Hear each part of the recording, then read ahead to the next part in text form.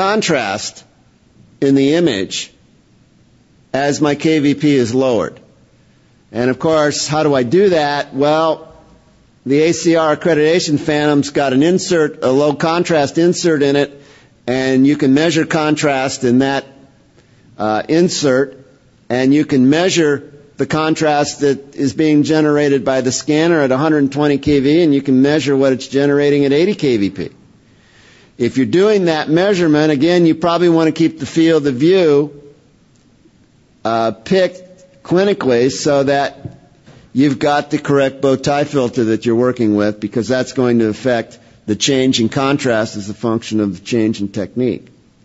So now I've decreased my KVP and I've quantified and measured the increase in contrast.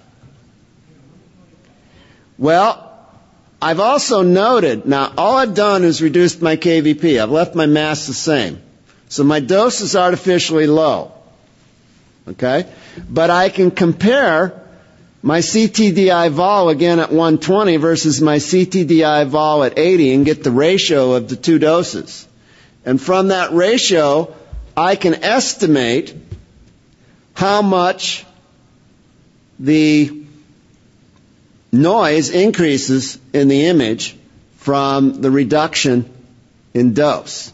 So let's assume, for instance, that my contrast, by reducing the KV, increased 40%.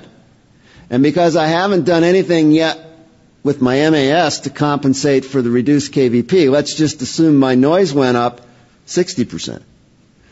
Well, obviously that's going to reduce the contrast to noise ratio in my image, and I don't want to do that, so I'll increase the mass at 80 kV until my contrast to noise ratio at 80 kV is equal to my contrast